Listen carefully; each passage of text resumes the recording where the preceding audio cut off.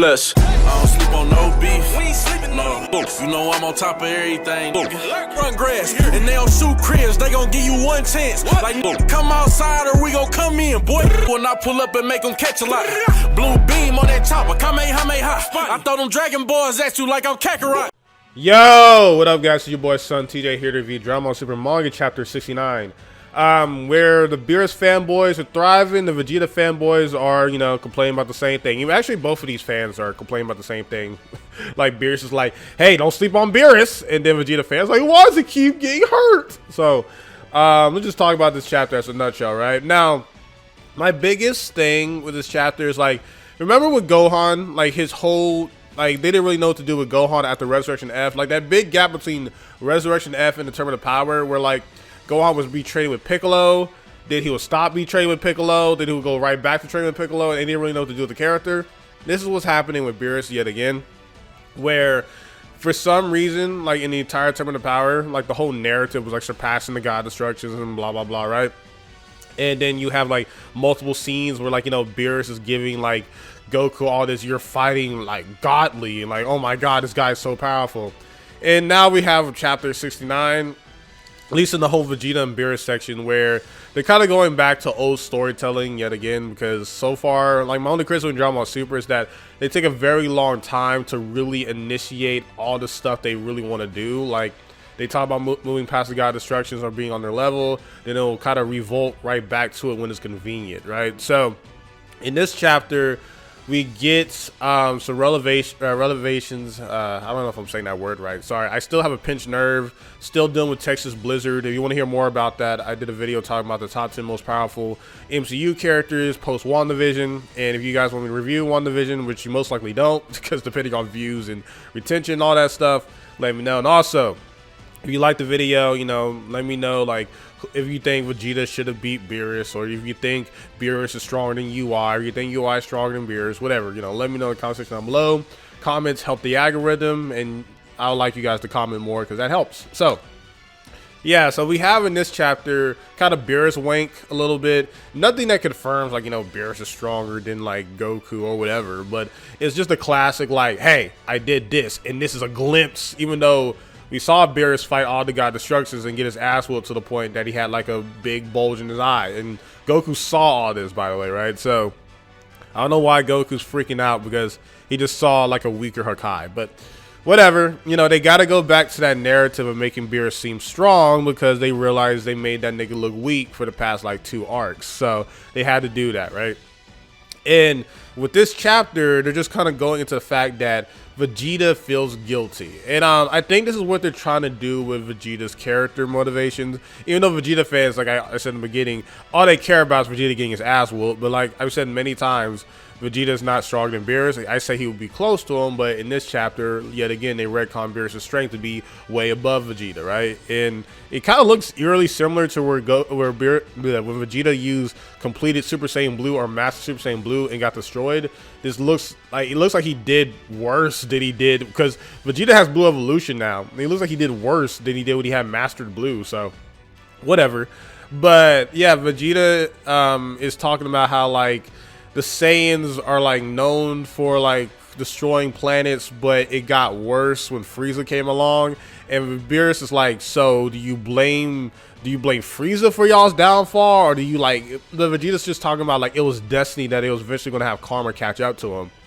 But Beerus is trying to like get Vegeta to get over this whole like living the past ordeal, because he does live in the past, because all he does is talk about how much he's the prince of all Saiyans. That's pretty much talking about a dead race at that point. Right? The race is not technically dead, but you see what I mean? Like, he lives in the past of being royalty and all this stuff. So if he could get to the point where he stops, you know, like ranting on surpassing Goku, or he stops ranting on where he should be in the same, like, you know, loyalty fit realm, it actually might help Vegeta, I don't know, transform as a character even more. But regardless, Beerus says all this to get Vegeta enraged. Vegeta goes into Blue Evolution and unfortunately gets destroyed by Beerus in like disrespectful ways. And this was trending on Twitter and everything. And you have Goku looking along like, oh my god, Beerus shouldn't be messed with and blah. It's just the same shit like the usual of like, oh, okay, we got Beerus on the screen. Okay, let's try to make him look strong, even though we spent multiple arcs making him look weaker than Moro, than UI, and so I know the Beerus fanboys are kind of like, you know, rock hard right now. But I'm just going to say this. Until Goku and UI says that Beerus is stronger than me, I am not taking this shit seriously. I know you guys are going to dislike. I know you guys want a nigga to bend on a knee and kiss y'all's ass. I ain't doing it, nigga, because there's too much shit saying UI and all bunch of shit is stronger than Beerus. Until we get some official confirmation in that area where Goku's like in UI, I can't mess with Beerus, I'm not taking this shit seriously, because all Goku does and Vegeta does in every, like, saga, even Whis does it. They always stroke off Beerus, and Whis is stronger than Beerus. Like, even Whis, so Whis saying that Hakai is hard to master means that fucking Beerus can Hakai Whis. Like, fuck out of here. I'm not dealing with this right now. But I just know with Beerus that every time he's on the screen, they gotta make him look strong for future events and future stuff. So I think it's pretty reasonable. Vegeta got his ass whooped by Beerus, I think it's pretty reasonable. I just wish the technique that Beerus was talking about was just weak ass Hakai. Like, don't get me wrong, Hakai is like one of the strongest moves in Dragon Ball history, and Goku said that he did the move too. He only failed because Future Mai got in the way when he was trying to kill Fuse Zamasu. But my biggest problem is, like, is this all Beerus has is like incomplete UI and Hakai? Like, I thought it was gonna be a whole new God Destruction technique, but it's like, is he just trying to teach him Hakai? What was up with all that hype about you can copy my technique? Like, I feel like that was kind of dead hype.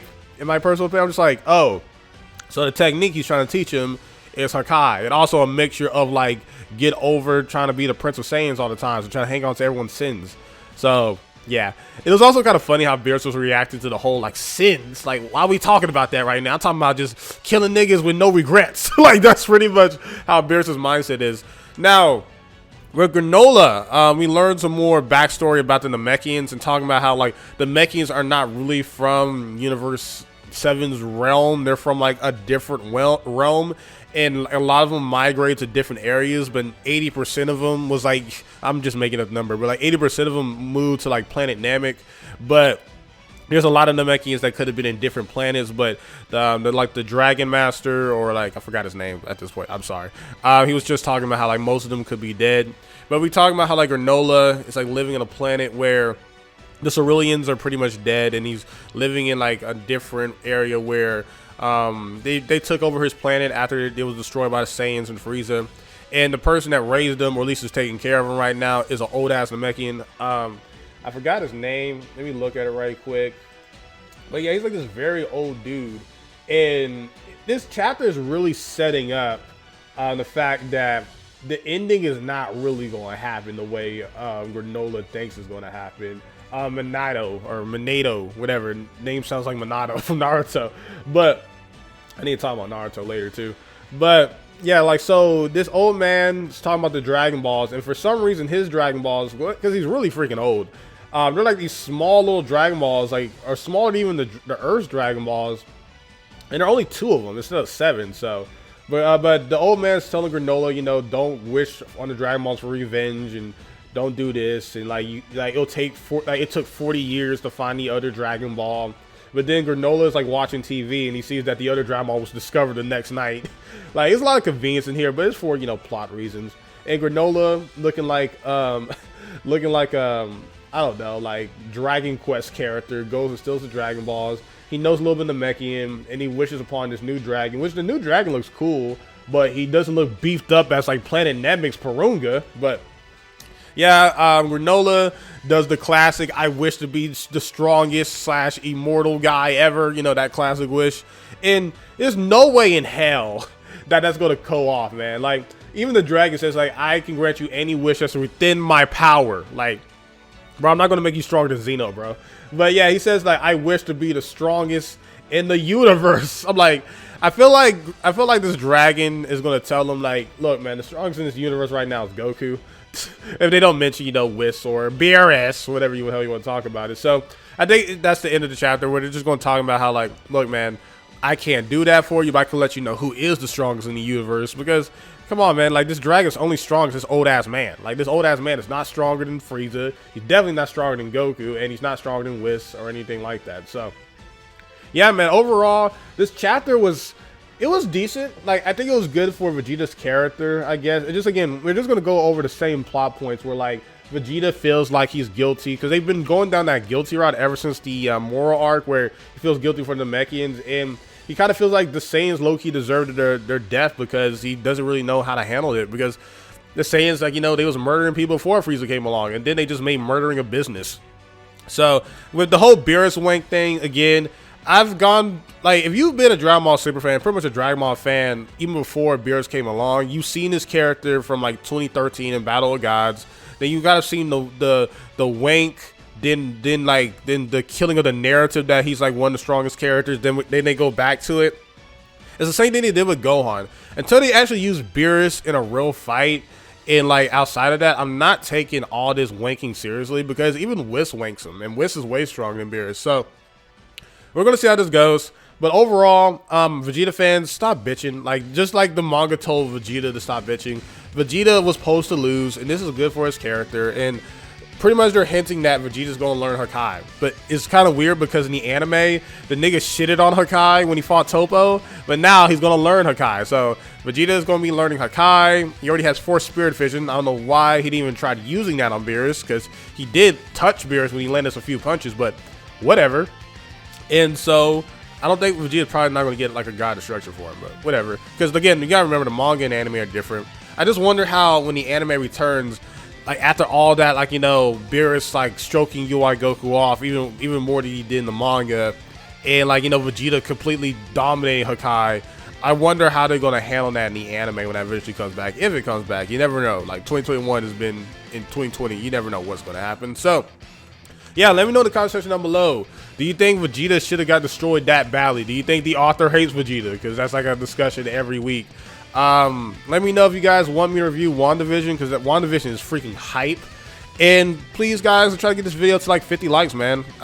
Again, I've always contemplated on like taking a break or just quitting in general, but you guys' support really does help me. And also, you haven't seen that video of my top 50 strongest Inuyasha characters, because you guys always talk about top strongest videos. Now we deliver them, and those videos don't even get 1,000 unless it's Dragon Ball. So, yeah, man, support that if y'all want more of that stuff, because that takes a lot of work. But again, sorry if I sound like a Debbie Downer. Still have a pinched nerve. Can't even really move my neck like that. Pause. And you know, Winter Storm, baby. Ice, baby, like these hoes.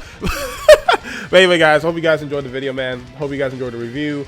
I'll give the number like a light 7 to like, yeah, it's like a 7 chapter in my personal opinion.